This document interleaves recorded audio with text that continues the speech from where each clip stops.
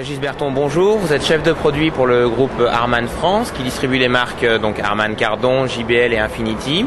Vous avez un très grand stand sur le MIPS où beaucoup de nouveautés sont exposées. Est-ce que vous pouvez nous en dire un petit peu plus sur tous ces nouveaux produits qui arrivent dès maintenant?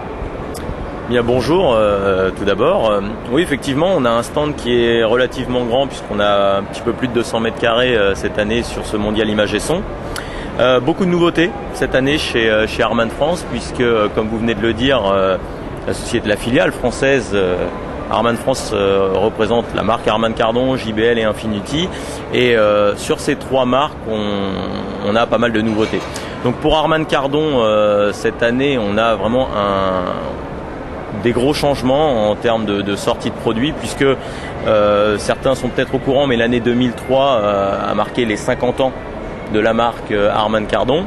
Et donc à l'occasion de ces 50 ans, on a sorti deux produits avec un design vraiment novateur qui allie une vitre noire avec un front de panel en aluminium brossé.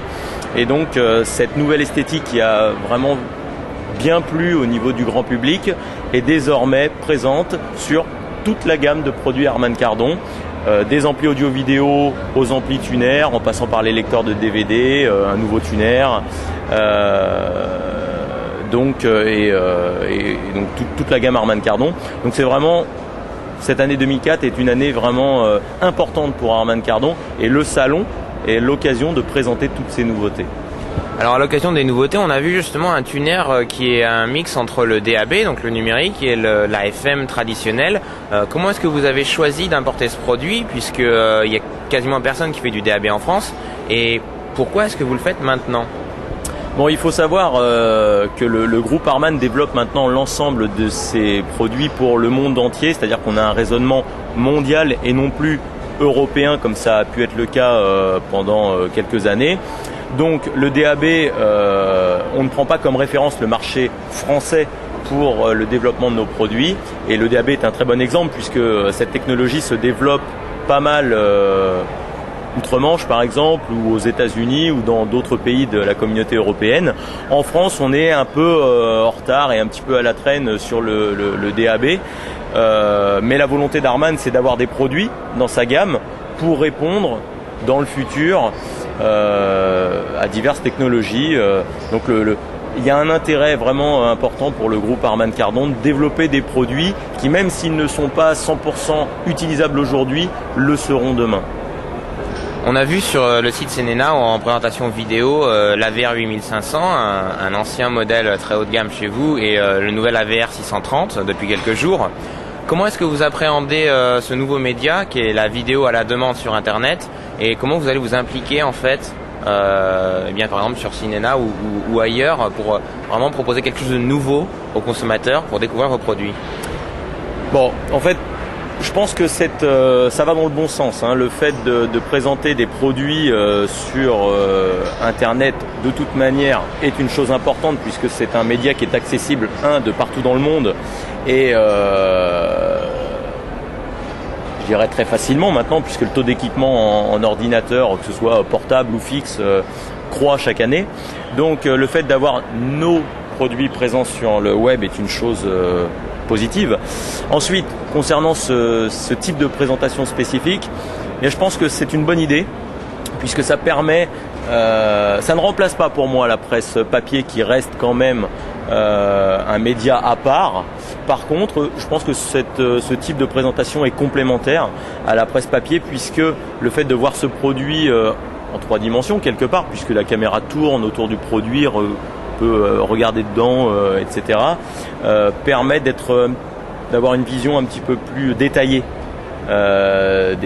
du produit. Maintenant, il faut avoir des idées, j'en ai, pour faire vivre ces présentations-là par des interviews, comme vous venez de le faire là en ce moment, par des caractéristiques techniques à ajouter à ce genre de présentation. Mais clairement, ça va dans le bon sens et si on peut s'investir, on s'investira, oui, tout à fait. Revenons donc au MIPS. On a parlé d'Harman Kardon, mais maintenant on pourrait parler un petit peu de JBL et d'Infinity. Infinity, une marque américaine qui a un assez bon succès en France. Qu'est-ce qu'on voit comme nouveauté cette fois-ci chez ces fabricants, principalement d'enceintes? Bon, Effectivement, chez JBL et Infinity, on a également pas mal de nouveautés pour cette édition 2004 du MIPS. Pour parler de JBL, on a une nouvelle gamme de systèmes home cinéma qui sont présentés là en avant-première en France, qui sont des systèmes 5.1 et 6.1, puisqu'il y a maintenant, depuis plus de 6 mois, JBL lance et commercialise des systèmes packagés en 6.1 pour répondre à l'offre d'amplification 6.1 qu'il y a sur le marché. Et c'est une chose qui est très importante. Maintenant, cette nouvelle série sera disponible en 5.1 et en 6.1 dans deux versions. Une version satellite en configuration d'Apolito, donc avec 2 médiums et un tweeter central, et dans une version un petit peu plus discrète avec un haut-parleur de voix un petit peu plus petit.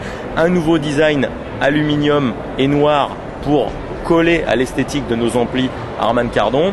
Et je fais un petit parallèle que je n'ai pas fait tout à l'heure, mais la volonté d'Harman dans le développement de ses produits et dans le design de ses produits est de se rapprocher le plus possible de tous ces écrans plats qui dans quelques temps vont être de plus en plus commercialisés et vont devenir un standard. Et aujourd'hui, c'est vrai que quand on regarde l'offre de nos amis concurrents, que ce soit un petit peu partout, hein, chez Sharp, chez Pioneer, chez Sony, chez des constructeurs comme ça, d'écrans plats, eh bien l'aluminium associé à une vitre noire est de plus en plus répandu. Donc que ce soit nos amplis Harman Kardon ou nos systèmes JBL, eh bien les finitions vraiment collent parfaitement.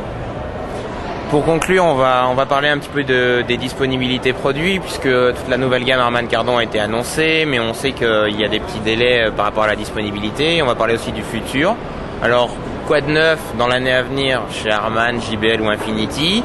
Pour répondre à votre question sur la disponibilité des produits, le lancement de cette nouvelle gamme Harman Kardon coïncide avec la disponibilité des produits en stock. C'est-à-dire que le consommateur soucieux d'acquérir un Harman Kardon nouvelle gamme et nouveau design n'a aucun problème pour se le procurer. On est capable de livrer aujourd'hui la quasi-totalité de nos produits.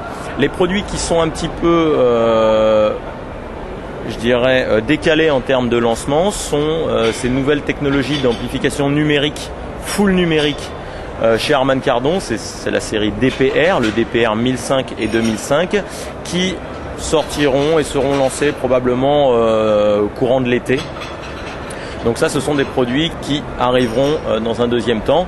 Maintenant, je vous dis, 80% de la gamme est disponible. Et en ce qui concerne la VR 7300, qui sera le remplaçant de la VR 7500 et 8500 auquel vous faisiez allusion tout à l'heure, eh bien ce produit-là a été présenté en avant-première au CES à Las Vegas au mois de janvier et sera commercialisé en Europe pour l'été. Régis Berton, merci, et puis à bientôt peut-être sur le salon pour nos visiteurs ou encore une fois sur Cinéna.